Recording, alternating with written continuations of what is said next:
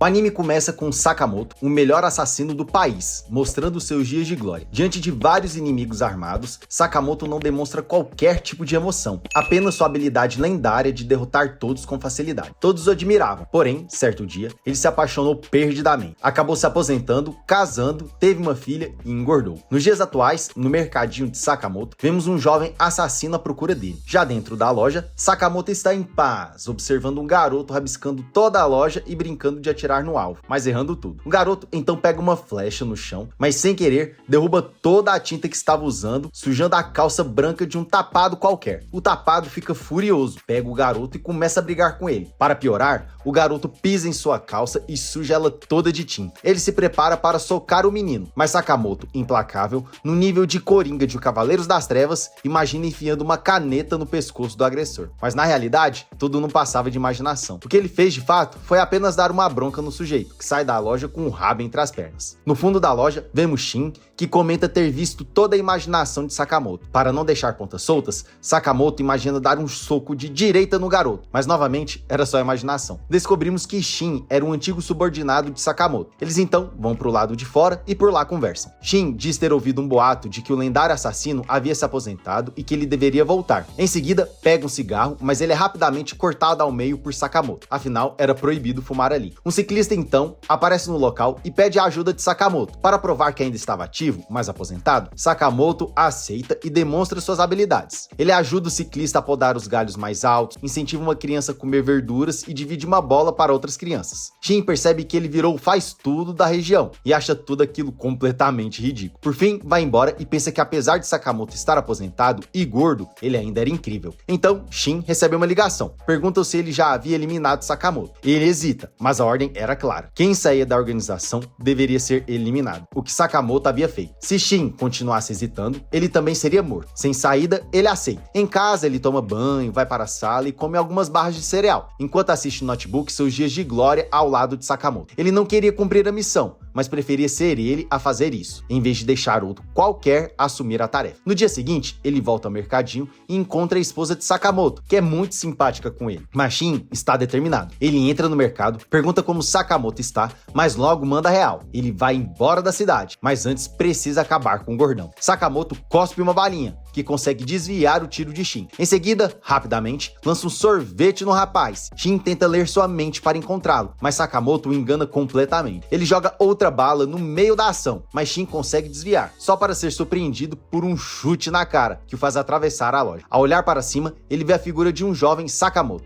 Eu acho que ele se lascou. Shin acorda com a filha de Sakamoto ao lado da cama. Logo depois, a esposa de Sakamoto chega e diz que prepararam um jantar para ele. Todos se sentam à mesa, fazem uma oração e começa a comer. Shin desconfia que a comida esteja envenenada, mas ao provar, percebe que estava apenas cheia de tempero. Nesse momento, ele entende o motivo de Sakamoto ter se aposentado. Ele queria proteger sua família e ter uma vida tranquila. Shin vai embora, se despede de Sakamoto e agradece. Ele nunca conseguiria derrotá-lo. Mais tarde, Shin vai até um galpão, onde encontra o chefe da organização. Lá, ele descobre que já sabem que ele não completou a missão. Ele implora para pouparem Sakamoto, mas todos caem na risada. O chefão pergunta o motivo. Shin responde que Sakamoto tem um lar e merece viver, mas o chefe discorda, já que Sakamoto havia abandonado o grupo. Para salvar seu antigo mestre, Shin se oferece para morrer no lugar dele. O chefão finge aceitar, mas acaba deixando escapar seu verdadeiro plano, algo que Shin, sendo telepata, percebe de imediato. Sem escolha, ele parte para a briga com todos. No mercadinho, Sakamoto ouve toda a conversa. Ele havia grampeado Shin, então abre um compartimento secreto com um arsenal no estilo James Bond, mas no final, ele apenas pega uma arma e vai embora. De volta ao galpão, Shin está lutando contra vários assassinos. Por ser telepata, consegue prever os movimentos dos oponentes, embora nem sempre acerte tudo. O chefe alerta os demais para não se aproximarem demais dele. Shin percebe que suas chances estão diminuindo. Ele está no último cartucho. Ele é atingido, cai no chão e cercado por inimigos armados.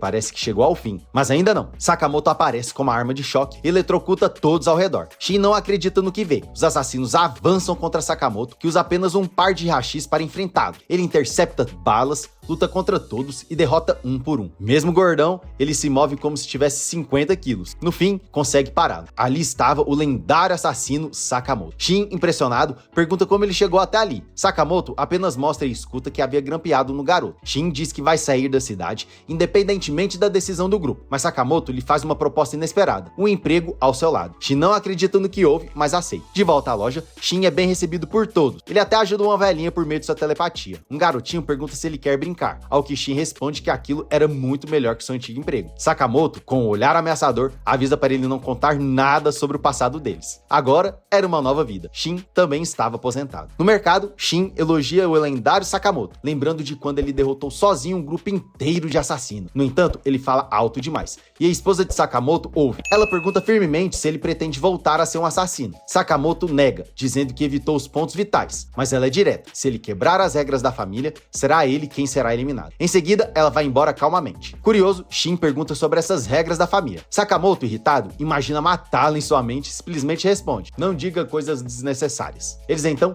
seguem para Nikita Chinatown para repor o suprimento. Shin não entende por que precisam viajar tão longe, mas Sakamoto revela um saco com Nikuman divino, um bolinho de massa de arroz. Ele explica que os compra para sua esposa e filha, que amam aquele bolinho. Shin fica impressionado e pergunta novamente sobre as regras da família, mas Sakamoto só ignora. De repente, uma mulher cai em cima de um prédio, aterrissando em cima de Sakamoto e esmaga todos os Nikumans. Ela se levanta e vemos alguns executivos armados a perseguindo. Então, descobrimos que o nome dela era Lu. Ela luta habilmente contra eles, derrotando um por um, mas o homem careca consegue agarrá-la. Enquanto os inimigos se recuperam e a cercam, Sakamoto e Shin entram na briga para ajudá-la. Depois, mesmo lamentando seus pãezinhos destruídos, Sakamoto sai do transe e foge com Lu e Shin. Em Danshokai, um mafioso, que é o dublador do Kiko, interrompe seus capangas sobre Lu. Eles admitem que a perderam, deixando-o furioso. De repente, a cabeça do capanga cai. Ele foi atacado pelos irmãos assassinos Son e Bachio. O chefão ordena que capturem Lu, pois ela tem uma chave que abre um cofre essencial para ele dominar o mercado clandestino. Os irmãos aceitam a missão. Enquanto isso, fugindo,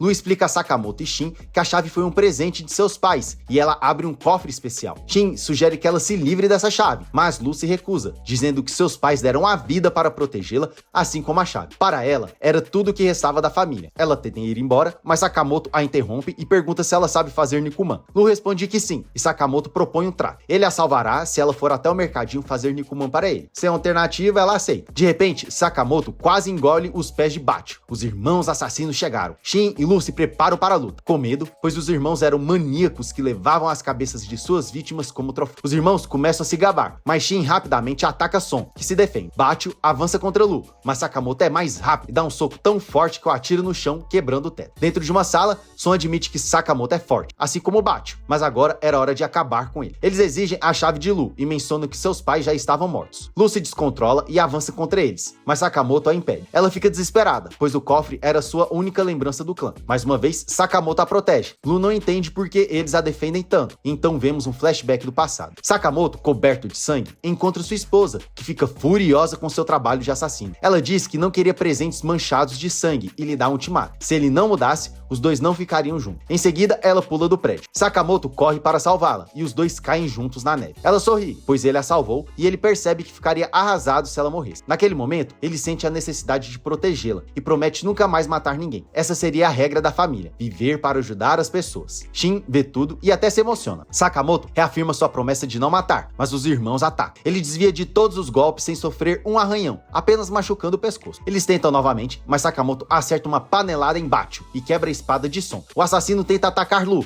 mas Shin o impede. Então, Sakamoto lança uma geladeira sobre Son, que quase a engole pela barriga. No final, eles prendem os assassinos e Lu fica muito grato. De volta a Danshokai, o mafioso que é dublado pelo dublador do Kiko entra em pânico ao perceber que o trio está ali. Lu o ameaça e ele se apavora. Lu desconta toda sua raiva nele, deixando-o acabado. Shin pensa em ajudar, mas Sakamoto o impede, dizendo que será algo de Lu. Ela se sente aliviada e muito grata. Eles finalmente abrem o cofre e encontram muitos tesouros, ouro, prata e objetos objetos pessoais da família de Lu. Entre eles, Lu encontra algo deixado por seu pai, a bebida mais deliciosa do mundo, para ser compartilhada com o amigo. Com os Nikumans amassados, eles aproveitam o momento juntos. De volta ao mercadinho, Sakamoto aparece de ressaca. Ele se senta e vê Lu usando o avental. Shin não entende, e ela explica que decidiu fazer Nikuman ali no mercadinho e que, apesar de ser rica, iria trabalhar. Ela não queria desperdiçar as riquezas da família. Sakamoto pede que eles falem baixo, mas Shin menciona que viu as memórias do gordão com sua esposa e entendeu por que ele não matava mais. Sakamoto então entrega ao jovem um caderno com as regras da família e avisa: se ele quebrasse as regras, seria ele quem iria de arrasta. A cena final mostra uma sala cheia de monitores. Homens misteriosos jogam cartazes de procurados na mesa, revelando que as cabeças de Sakamoto, Shin e Lu estavam sendo caçadas. A partir daquele momento, a vida dos três nunca mais seria a mesma. E aí, o que você achou desse novo anime da temporada? Você acha que Sakamoto, Shin e Lu, eles vão se tornar grandes amigos e vão ajudar as pessoas? Ou vão voltar à vida de assassinos mafiosos? Comente aqui embaixo o que você achou do anime. Se você gostou do recap, convido a curtir o vídeo e também a se inscrever no canal. Agora no vídeo está passando outros recaps que eu tenho a certeza absoluta que você vai gostar. Muito obrigado e te encontro no próximo vídeo.